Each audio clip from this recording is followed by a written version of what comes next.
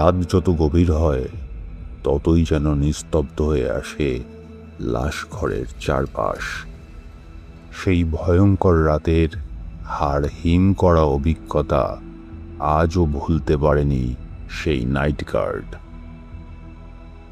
আজ গল্প ভেলায় শুনুন এক লাশ ঘরের গভীর রাতে ঘটে যাওয়া সেই ভয়ঙ্কর কাহিনী। আজকের গল্প লাশ ঘর। লেখক অভিজ্ঞান গাঙ্গুলি। আমি রতন বিশ্বাস, বয়স 22। পড়াশোনা ক্লাস 8-এর বেশি করিনি। না, শুধুমাত্র টাকার অভাবে যে পড়তে পারিনি তা নয়। সত্যি বলতে অভাব থাকতেও সরকারি স্কুলে পড়াশোনা চালিয়ে যেতেই পারতাম। কিন্তু সত্যিটা হলো যে আমার নিজেরই আর পড়াশোনার ইচ্ছে ছিল না। এরপর কয়েক বছর টুকটাক কাজকর্ম করেছি, তবে সেগুলো যতটা না বাবা মাকে সাহায্য করতে, তার চেয়ে বেশি নিজের নেশার খরচ তুলতে। হ্যাঁ, ছোট থেকেই বিড়ি ধরেছিলাম, তারপর আরও অন্য জিনিস। তবে এখন আর ওই সব বেশি খাই না, শুধু বিড়িটা চলে। বাবা চালায় ভ্যান রিক্সা, আর মা একটু সেলাইয়ের কাজ জানে। বাড়িতে ওই শাড়ির ফলস পার বসানোর কাজ করে, আর আমি এদিক ওদিক কাজ করি। কখনো কোনো ঠোঙা বানানোর কারখানায় কাজ করেছি, তো কখনো বাড়িতে বাড়িতে মিনারেল ওয়াটারের বোতল দিয়েছি। সব ঠিক চলছিল, অভাব থাকলেও ভাত জুটে যাচ্ছিল আমাদের। কিন্তু গত বছর হঠাৎ করোনা এলো, সব বন্ধ হয়ে গেল মাসের পর মাস। মায়ের জমানো টাকা ফুরলো কয়েক মাসেই। কি করব ভেবে পাচ্ছিলাম না। জীবনে প্রথমবার পড়াশোনাটা আর একটু না এগোনোর জন্য আফসোস হতে লাগলো। ঠিক এই সময় একটা হাত বিজ্ঞাপন চোখে পড়ল। মর্গান মর্গে ওয়াচম্যান নেওয়া হচ্ছে। পড়াশোনা আমার যা আছে তাতেই চলে যাবে। আমি বাড়িতে না জানিয়েই হাজির হলাম সেখানে। মর্গের চাকরি এমনিতেই বেশি লোক নিতে চায় না, তার ওপর কোভিডের আতঙ্ক। তাই বোধহয় সহজেই হয়ে গেল চাকরিটা। বাড়িতে এসে জানাতে মর্গের চাকরি শুনে মা আপত্তি করল প্রথমেই, কিন্তু সংসারের অবস্থার কথা ভেবে আর বেশি কথা বাড়ালো না। আমার ছোট থেকেই মরা নিয়ে শ্মশান টশান যাওয়ার অভ্যাস আছে, তাই মরা দেখে ভয় পাওয়ার বান্দা আমি না। তাই এই চাকরি নিয়ে আমার মনে কোনো কিন্তু ভাব নেই। তাছাড়া এই বাজারে আমার মতো এই 8 পাসকে অন্য চাকরি দেবে কে? প্রথম রাতে ডিউটি ছিল রাত 10টা থেকে। আমি পৌঁছে গেলাম 1 ঘন্টা আগেই, কারণ আগের নাইট ওয়াচম্যান নাকি আমায় কিছু কাজ বুঝিয়ে দিতে চেয়েছে। দিনের বেলা ডিউটি করা ওয়াচম্যান দিনু আমায় চাবি দিয়ে বিদায় নিল। বলল, শামু কাকা আসবে একটু পরেই। গতকালই তার চাকরির শেষ দিন ছিল, সেই তোমায় রাতের ডিউটি বুঝিয়ে দেবে। দিনু গেট দিয়ে বেরিয়ে যেতেই প্রথমবার উপলব্ধিটা হলো, এখন আমি একা রয়েছি মর্গে। না, একা নয়, বন্ধ দরজার ভেতর রয়েছে অনেকগুলোর লাশ। ভয় লাগলো কি? বোধহয় না।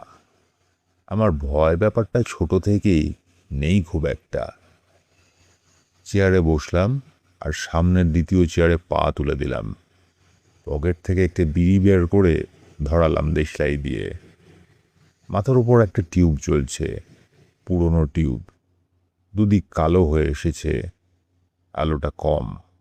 এই কম আলোয় বই পড়তে অসুবিধা হবে, তবে আমার তাতে কি? আমি তো আর বই পড়ব না। বড়জোর ওই মোবাইলে ভিডিও দেখব বা ইয়ারফোন লাগিয়ে রেডিও চালাবো।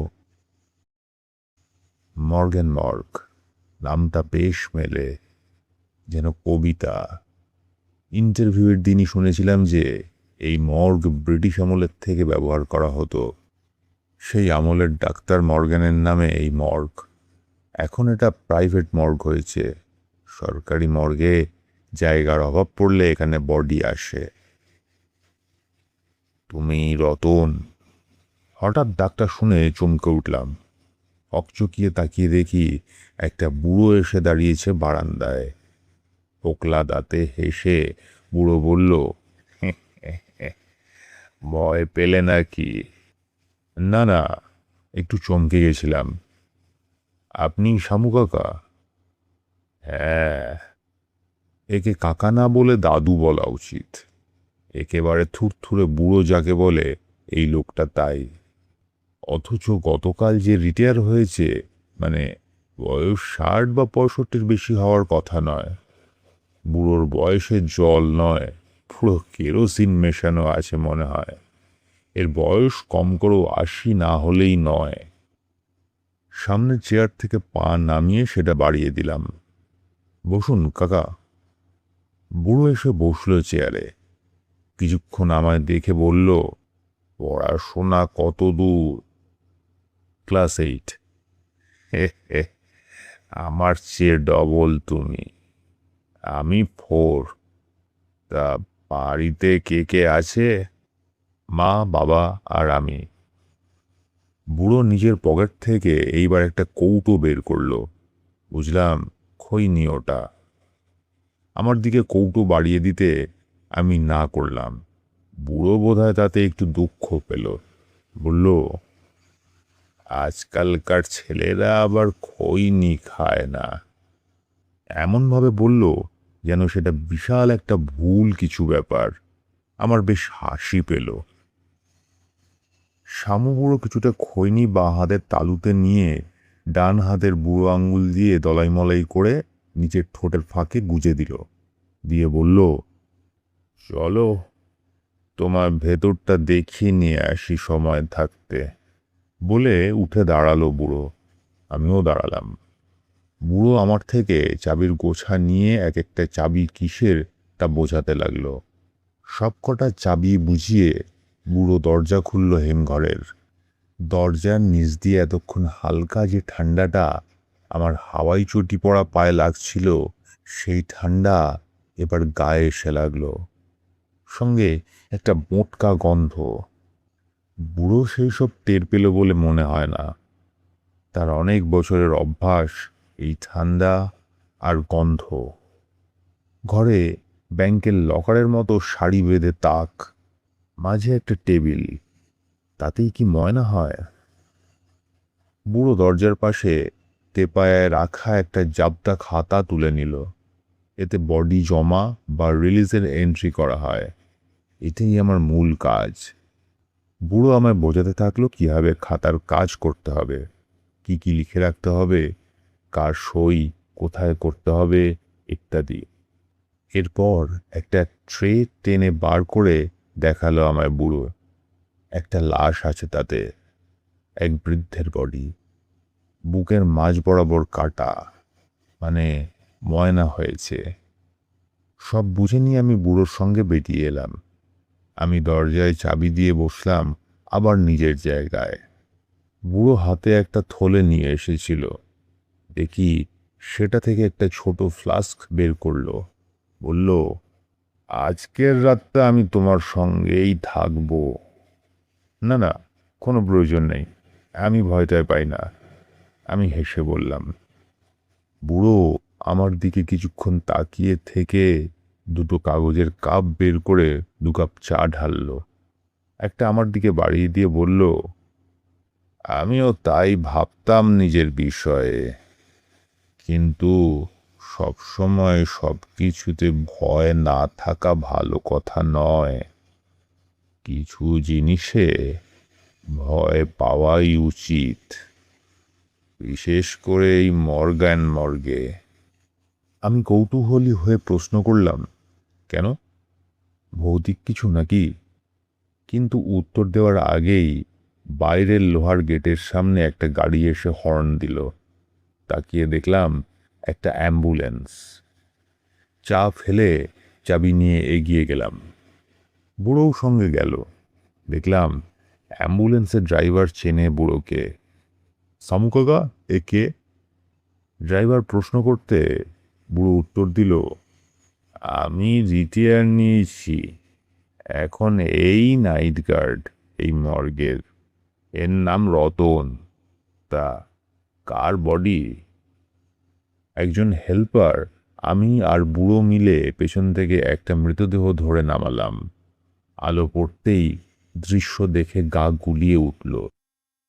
এক মহিলার মৃতদেহ, মাথার এক পাশ খুলে হা হয়ে রয়েছে, সাদা ঘিলু দৃশ্যমান, বাজেভাবে মাথাটা থেতলে আছে।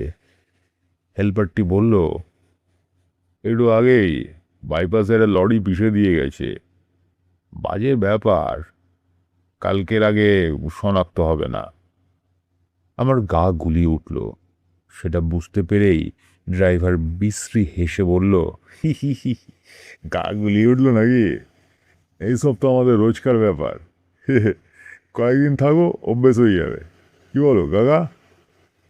বুড়ো নিজের মনেই বলল, হ্যাঁ, সব অভ্যাস হয়ে যায়। ধরাধরি করে আমরা মৃতদেহ একটা ট্রেতে তুলে রাখলাম।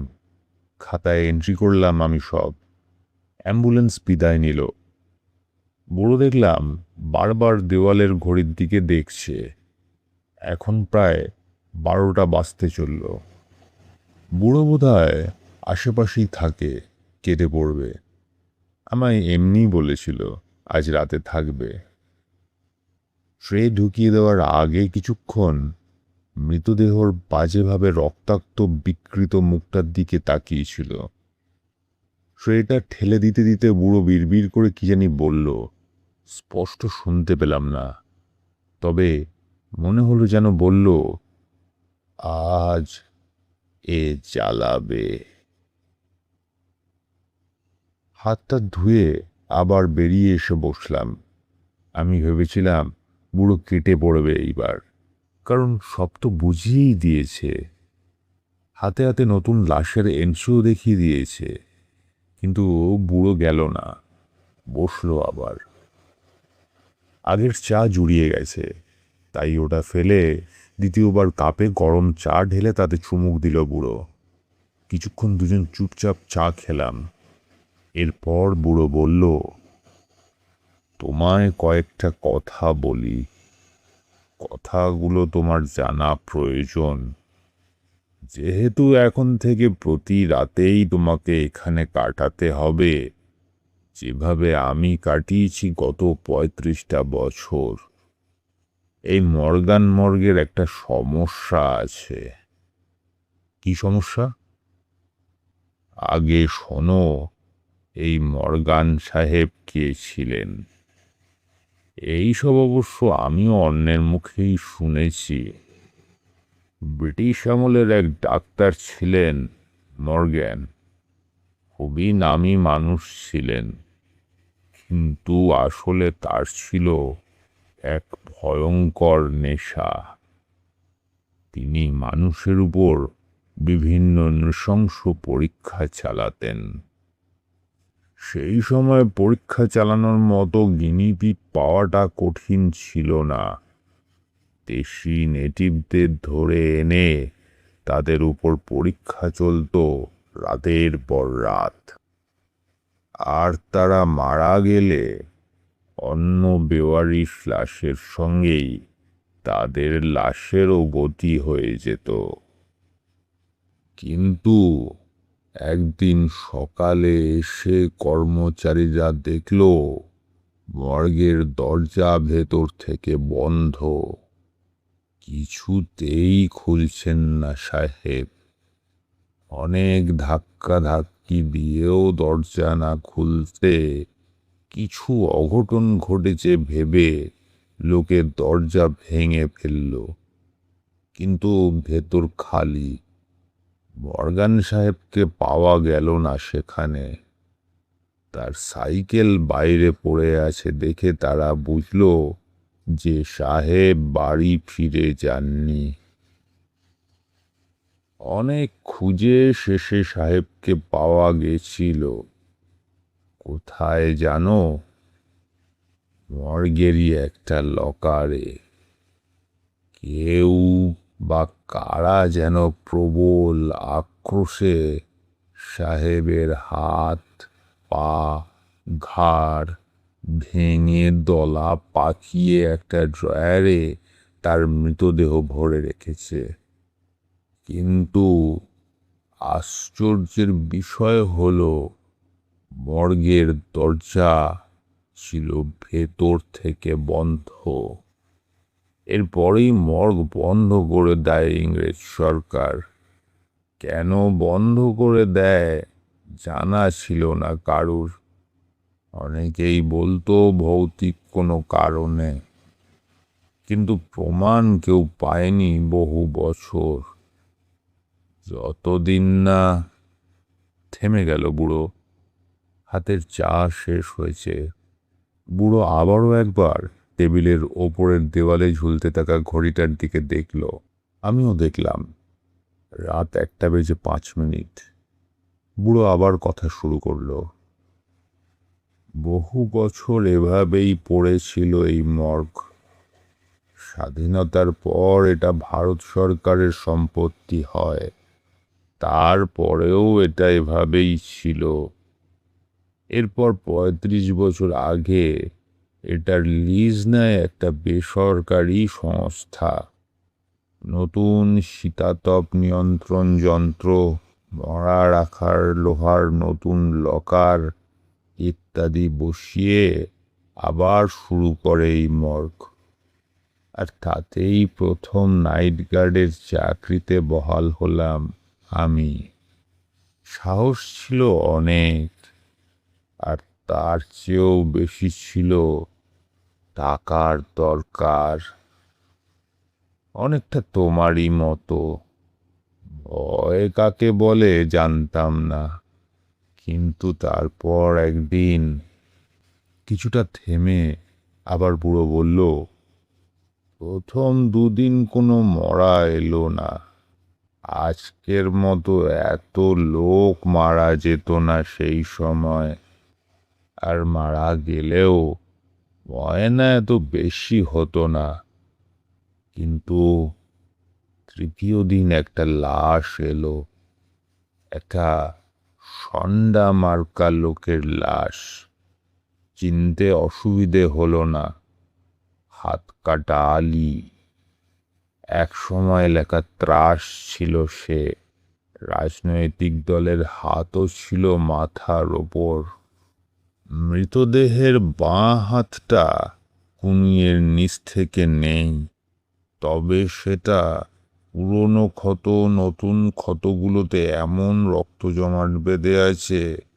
দেখলাম 3টে গুলি করা হয়েছে তাকে, 2টো বুকে আর তৃতীয়টা ডান চোখে। গুলি চোখ দিয়ে ঢুকে মাথার পেছনের খুলি ফাটিয়ে বেরিয়ে গেছে। আলীর মাথার এদিক থেকে ওদিক দেখা যাচ্ছে গুলির ফুটো বরাবর। মৃতদেহ নিয়ম মতো একটা ট্রেতে ভরে ঢুকিয়ে রাখলাম হিমঘরে। তারপর বেরিয়ে এসে বসলাম এইখানে, যেখানে তুমি এখন বসে আছো। চোখ লেগে গিয়েছিল প্রথম প্রথম তো, তাই রাত জাগার অভ্যেস হয়নি তখনও। হঠাৎই একটা শব্দে ঘুম ভেঙে গেল। অনেকটা দরজা ধাক্কানোর শব্দ। চোখ খুলে প্রথমে কান পাতলাম। ভাবলাম বুঝি গেটে কেউ এসেছে, কিন্তু না, কেউ নেই। কান করে শুনে মনে হলো শব্দটা আসছে ভেতর থেকে, মানে মর্গের বন্ধ দরজার ভেতর থেকে। ভুল শুনছি?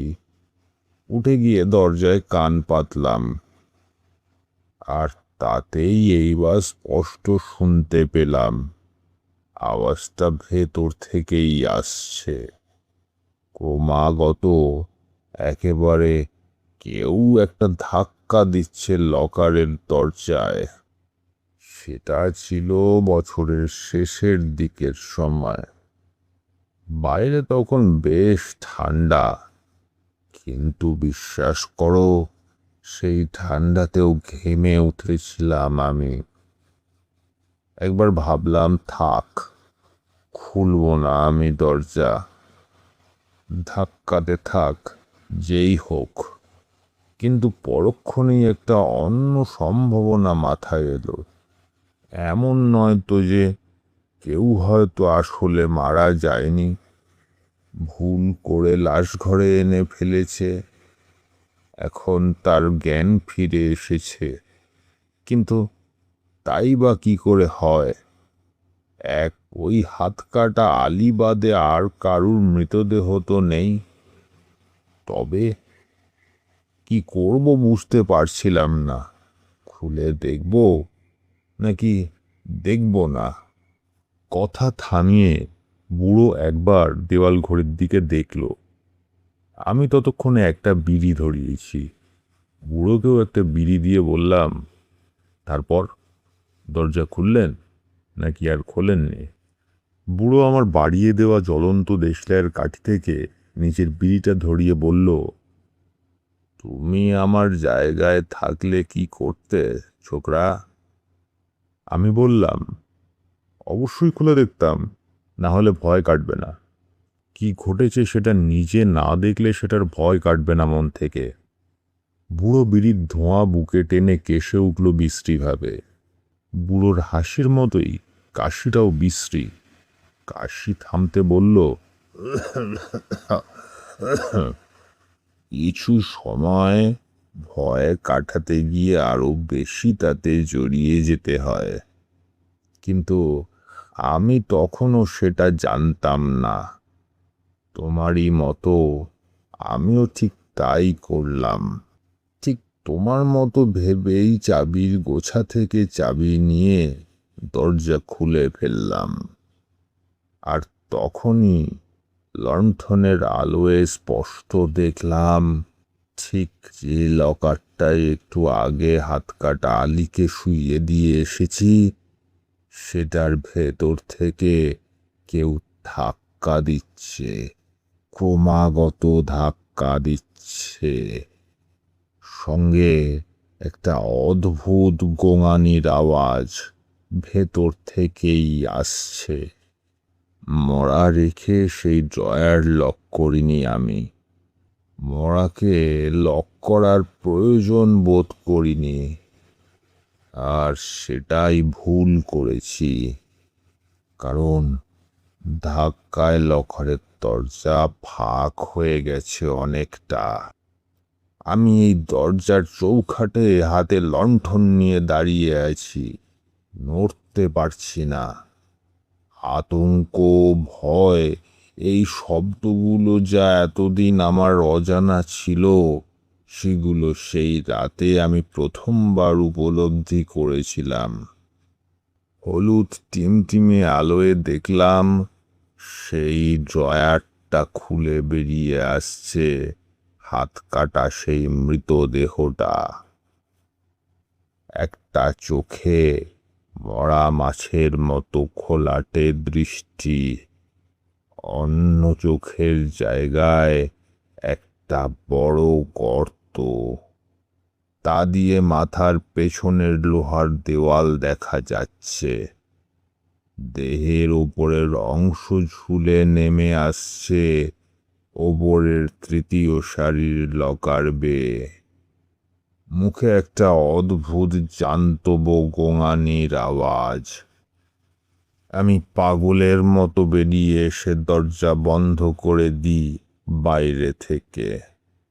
তালা মারতে আরো সময় যায়, কারণ আমার হাত থরথর করে কাঁপছে তখন।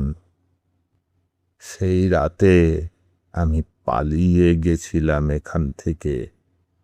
মাঝ রাস্তায় ফুটপাতের আলোয় বসে কেঁপেছিলাম সারা রাত। ভয় কাকে বলে বুঝেছিলাম। তারপর ভোরের আলো ফুটতে ফিরে এলাম। দেখলাম সব শান্ত। ভয়ে ভয়ে দরজা খুললাম মর্গের। আর দেখলেন যে মরান যে জায়গায় আছে, তাই তো?